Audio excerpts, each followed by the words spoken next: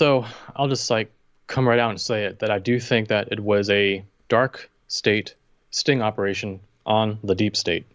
The dark state sting Okay. operation on the deep state. So I'm making a differentiation there between one thing called the dark state and another thing called the deep state. Now I'll get into that in a moment, right? Yeah. But going back to the details of it, see, the devil is all in the details, and the details are super important because when you're trying to determine what went on during this event, if you accept a detail that isn't true and you base everything else on it, then all your conclusions are going to be kind of screwed up by that, right? So I've tried to reserve my judgments on it until all the details are clear, and more details are coming out, you know. So for example, I'll give you an example. When I first saw it for the exact first time, I was thinking, oh shoot, you know, was it staged in some way, like a blood packet or, you know, just some sort of Mm. staged, phony, you know, special effects kind of thing. And so I didn't make that conclusion right away, but I said, what if? And then I started looking for signs whether that was the case or not. Mhm. Well, so someone posted a photo where they pointed at Trump's hand after he pulled it down from his ear, and they said, oh, look, you know, there's no blood on it. There's no blood anywhere. But it was a very fuzzy photo.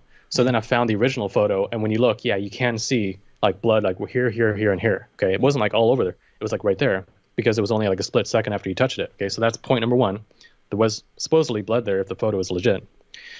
The next thing is he himself remarked within a day or two that he was surprised. Well, he says he was surprised by how much blood there was. And he claims that the medical doctors told him that the ear is actually one of the most blood flow rich regions of the body. And I looked that up, and that is true. Okay, so Mhm. all right, maybe that's the case.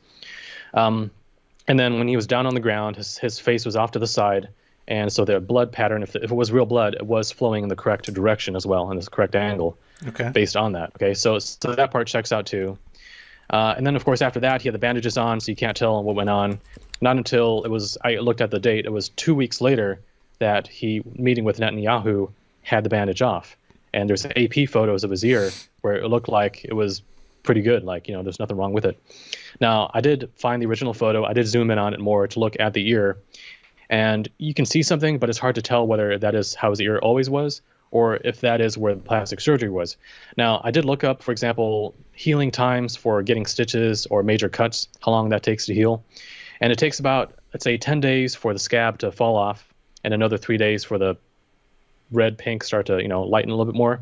So it is within that plausible time frame where, yeah, you know what, if he had gotten plastic surgery that same day when he was in the hospital after the event, if they had like sewed it up or, you know, some sort of thing on it, then in about 2 weeks, that is right around the time you would expect where there would only be like a little bit of pink there. So, I mean, it's not like his entire ear got ripped off or like a major chunk is missing. It seems more like it's split. It's almost like if you took a scissor and you cut literal side of your ear like that. So that's what the injury was if you were to consider this all plausible. Now, Mhm. if it was staged, then those things also seem to fit. I mean, that would mean that he would have had to have had like a blood packet behind his ear that could have been remotely electronically triggered or something like that. So therefore, there would be a little bit of blood on his hand, and then there'll be more blood squeezed on when he was down on the ground.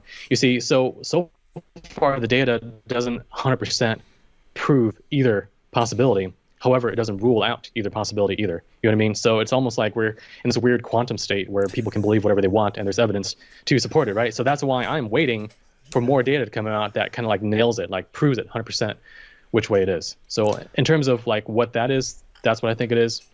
Now, as far as like the bigger agenda, I mean, obviously, I think everyone knows that it was either staged or it was an inside job. I mean, there's really no two other opinions on it because so much of it does not add up, right? I mean, the shooter was known hours prior to the event. You know, it's kind of like skulking about and using the rangefinder and being stopped from even entering and then being seen near the building, and then he disappeared. Now he's on the roof. You know, people were pointing it out, and the cops were supposed to be on that roof, but they said it was too hot, so they were not on there, which is baloney because there was another building right behind Trump where the Secret Service snipers were, or the police snipers were on there, on that roof, and it's not like that roof is any cooler than the other one, you know? So that excuse doesn't fly. And there's so many other lies that the Secret Service has been caught on. And even the local police were calling out the Secret Service for lying, for trying to shirk the blame and blame the local police when it was actually them who, you know, screwed up in a major way, or screwed up by not killing Trump.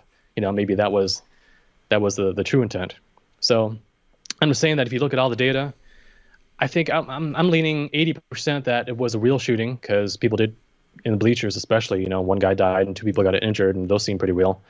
And you could see how the bullet hit the railing behind one of those people, and it also bounced off, or another one hit the hydraulic line on the crane, on the little forklift or whatever, and you could see the hydraulic fluid shooting out. So unless that was staged as well, which I find increasingly implausible, I would rather lean towards it being actual real bullets. Now, it could have been multiple shooters, because typically, I mean, that particular shooter, he was only 130 to 150 yards away, and using, well, he was using iron sights and possibly a red dot. And at that range, to do a headshot, you have to be, I mean, you can do it, but you got to have some skill to do it, because it's I mean, the head is about 2 MOE. 2 MOA, yeah. Right, so the head is about 8 inches by right around 6 inches. I mean, that's a classic head box. So to do that at 150 yards, it's between 2, 3, 4, maybe 5 max MOA. Yeah. And if you had some magnification, you could do that easily. But if you're under stress and you're on a roof, like kind of sloped like that, and you're this kid who got kicked out of his rifle club for being such a bad shot, I mean, come on, it seems like he was more like a patsy, and there was probably a sniper with a silencer who took the real shots. But anyway, the data is still coming out, and we'll just have to see.